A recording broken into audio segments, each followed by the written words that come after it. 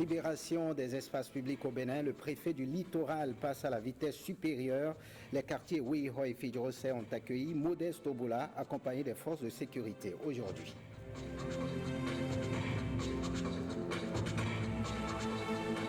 Et puis des caniveaux en souffrance à Cotonou, ces ouvrages réalisés à grands frais sont dans un état désagréable. Constat de nos reporters dans cette édition.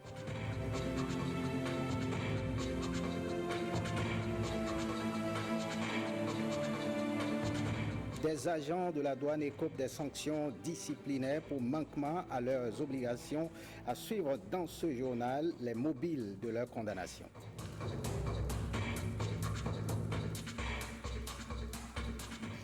Bonsoir à tous, bienvenue si vous nous rejoignez. Bulldozers et camions sur le terrain depuis ce matin. Le préfet du département du littoral a donné le top de l'opération de libération des espaces publics.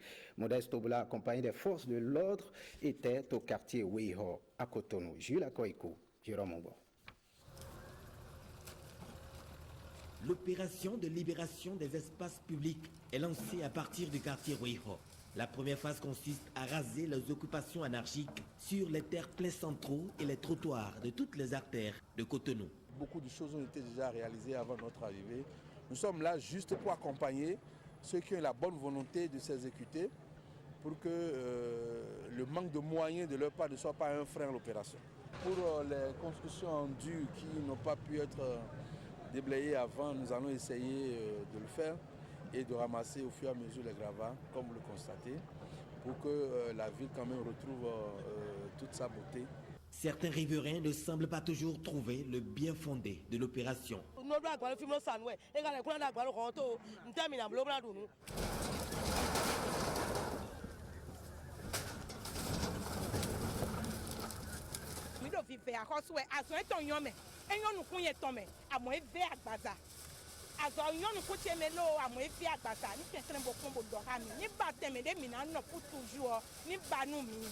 Mais d'autres y voient une porte de sortie pour la salubrité du Bénin.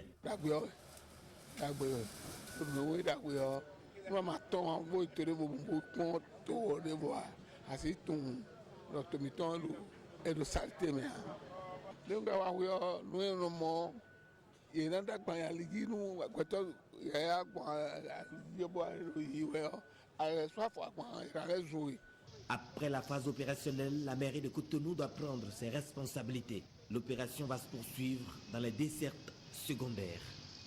Eh bien, une journée marathon pour le préfet du littoral et toute son équipe. Tout le tronçon MENA de la barrière de Ouiho à Fidjrosé a été libéré des constructions occupant l'emprise de la chaussée, une descente qui touchera toutes les voies et ruelles de Cotonou. C'est ce que nous dit William Tchoki. Rien ne résiste à cette machine. Munie de pelles mécaniques et accompagnée d'une horde de forces de l'ordre et de sécurité, Modeste Oboula, après 6 mois et demi de sensibilisation et d'explication, entame la phase répressive de l'opération de libération des espaces publics. Nous sommes déjà à 40% d'exécution physique et je pense que sinon, c'est modestement parlant, sinon on est déjà au-delà de 40%. Et je crois d'ici demain, d'ici après-demain, vous verrez par vous-même que les populations iront à 80-90%. Et après Fidjrosé, vous allez où? On est dans la dynamique d'intervenir au quotidien. Donc la dernière rue de Cotonou sera nettoyée. Sur le tronçon quittant la barrière de Ouiho jusqu'à Fidjrosé plage, toutes les constructions précaires ou en dur occupant l'emprise de la chaussée ont été démolies.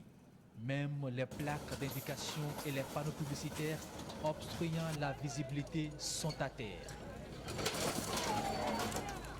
Des images de villes clairsemées et débarrassées de toute pollution visuelle, le préfet entend aller jusqu'au bout. Dans tous les cas de figure, il n'y aura pas de recul. C'est clair dans notre tête. Cotonou va changer et a commencé par changer. En tout cas, ici à Fidjrosé, les carottes sont cuites. Le préfet et toute son équipe sont passés à la phase répressive, faire partie de force les résistants. Eh bien, fait partie de force les résistants. Bonsoir William Tchoki. Vous nous venez tout droit du terrain. Dites-nous, est-ce que dans le lot, il y en a qui sont partis de leur propre gré? Alors, Koudous Abdoulaye, contrairement à ce qu'on pourrait penser, la grande partie de la population, bien sûr, celle-là qui occupe bien sûr l'emprise de la chaussée, sont partis.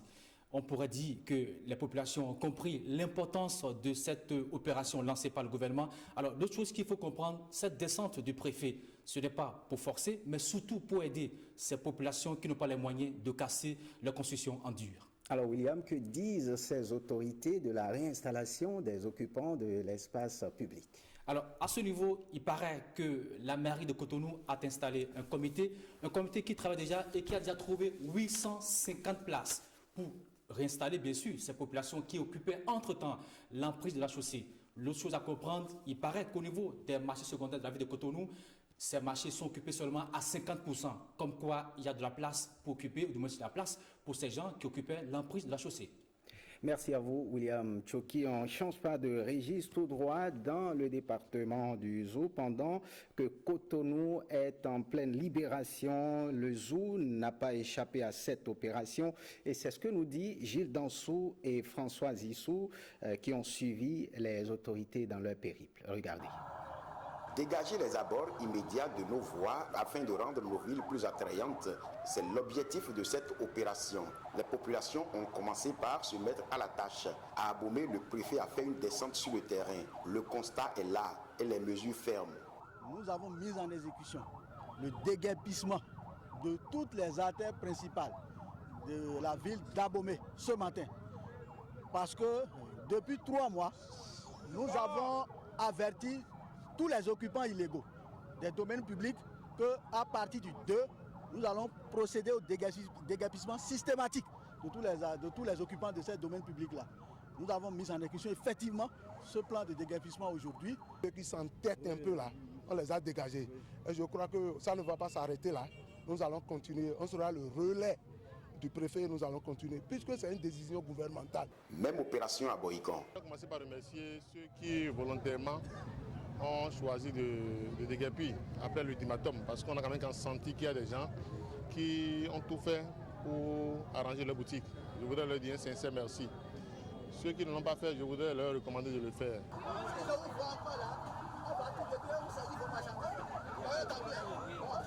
L'objectif au finish est d'assainir notre cadre de vie.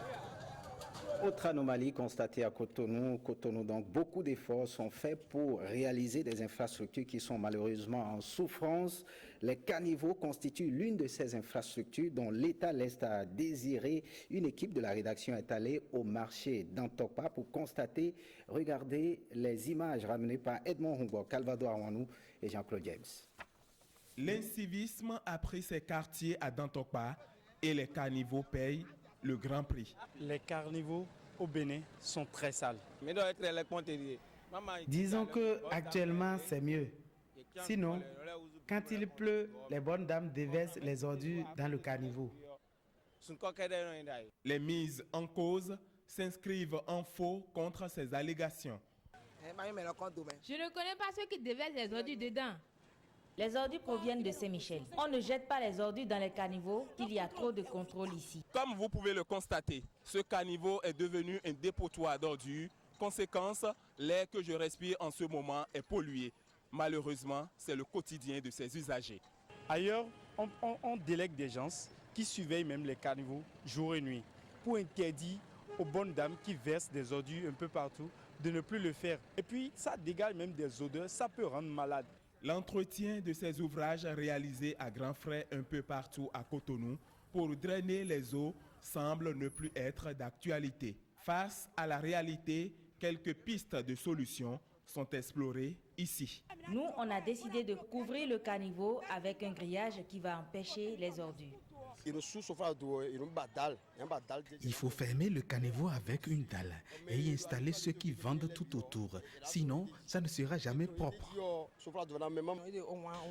Ça dégage trop de mauvaises odeurs. Mais avec l'opération de libération des espaces publics, nous voyons que les autorités veulent rendre la ville attractive. Nous appelons la mairie au secours. Un cri de cœur qui aura certainement un écho favorable auprès des responsables de la direction des services techniques de la mairie que nous avions tenté de rencontrer en vain. Jean-Claude James du marché d'Antorpa. 3 agents des douanes béninoises sont depuis quelques jours en prison. Ils sont également radiés du tableau d'avancement pendant 2 années consécutives. Mais qu'ont-ils fait pour écoper de ces sanctions? Suivons les explications du directeur général adjoint des douanes et des droits indirects au micro de Roka Kwainou et Julia Kwaikou. Le premier de ces agents a fait quoi comme faute? C'est que ce dernier devait aller dans le système, vérifier si les marchandises dont il voulait autoriser la sortie ont effectivement rempli les formalités, s'ils ont fait l'objet d'un dédouanement comme cela se doit. Il ne l'a pas fait. Il n'a pas fait cette vérification et il a autorisé, n'est-ce pas, 2 conteneurs de boissons alcoolisées à sortir du port autonome de Cotonou. Et ces conteneurs ont été interceptés par ses collègues. Le second avait pour obligation de convoyer 2 véhicules vers un parc de regroupement en vue de leur transit vers l'extérieur du pays. Il ne l'a pas fait et les véhicules se sont retrouvés dans un garage de réparation. Ces véhicules ont été interceptés également. Et le troisième a utilisé le véhicule de l'administration, donc un véhicule de la douane, pour transporter de la bière étrangère qui était couverte par une petite quittance. Comme c'est devenu récurrent, moi en tant que directeur général adjoint, je leur ai infligé 45 jours d'arrêt de rigueur qu'ils ont commencé à purger à la cellule du camp Kézo de Cotonou. Le ministre des Finances, à son niveau, a pris également une sanction supplémentaire qui consiste à radier ces 3 agents du tableau d'avancement pendant 2 années successives.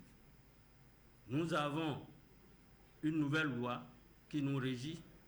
Nous avons le code d'éthique et de bonne conduite qui doivent devenir désormais la brevière de tout un chacun de nous.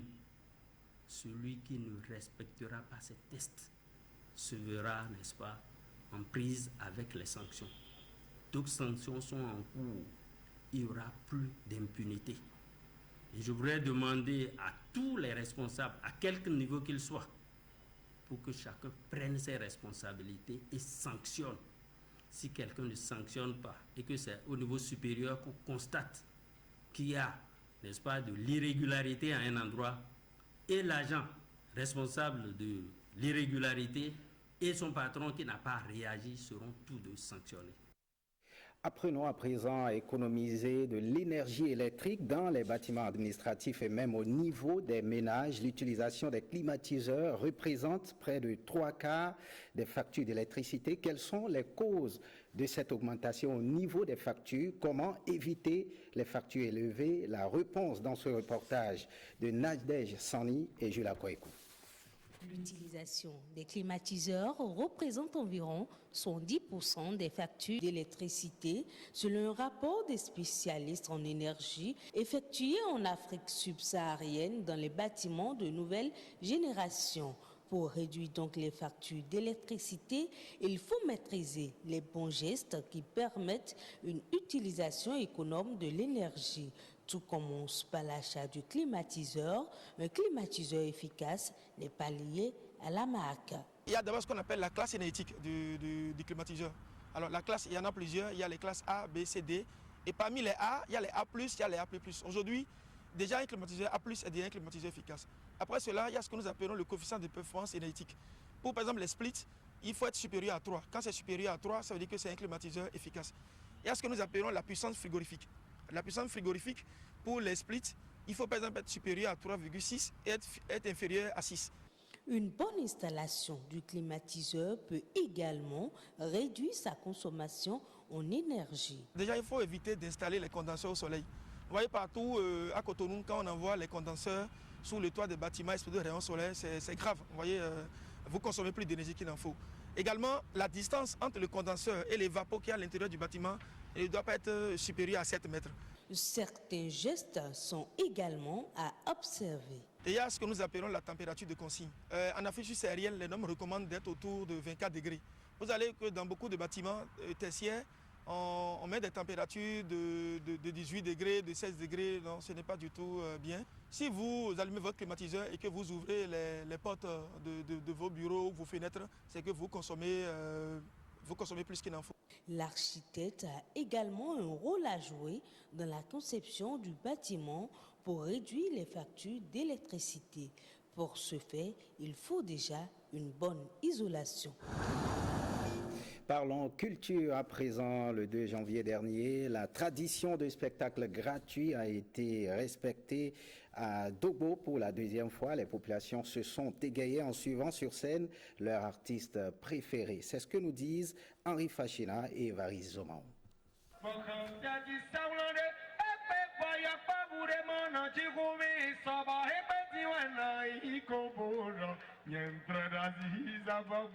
Cette nuit-là, le show a été garanti par les artistes invités.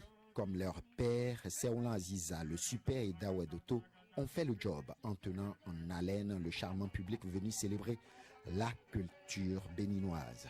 Il y a 10 ans que la première édition de ce spectacle a eu lieu. Et depuis, à la même date de chaque année, au même endroit, le rendez-vous est pris. Mais cette activité que nous faisons chaque 2 janvier, qui est devenue Egododo, qui traduit littéralement retrouvailles, est un creuset pour regrouper les fils et filles de Dogbo des environs autour de la chose culturelle.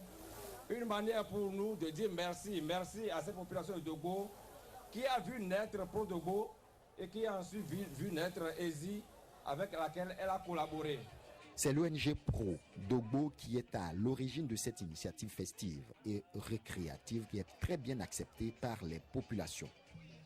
Le concert de 2 janvier à Dogbo, c'est une bonne chose et c'est agréable à voir. Moi, je trouve que le concert du 2 janvier, précisément en 2017, a été bien organisé et on s'est vraiment divertis. Nous sommes à 4 h du matin. Jusqu'à maintenant, le concert n'est pas fini. Je crois que c'était un bon événement. Ego Dodo est le nom de cette célébration qui manque cruellement de sponsors. Rappelons que pour la première édition, c'est le groupe Les Frères de Sang qui a été à l'honneur. Le rendez-vous du 2 janvier 2018 est donc pris pour le bonheur des populations de Dogbo en attendant que viennent les soutiens financiers. Un mot de football pour finir. CAN Total Gabon 2017, la compétition approche à grands pas et les différentes sélections qualifiées ont jusqu'à Munich ce mercredi pour communiquer à la Confédération africaine de football leur liste des 23 joueurs retenus. Allons à la découverte de la liste des 23 du pays hôte, le Gabon, amené par sa vedette Pierre-Emerick Aubameyang. Regardez.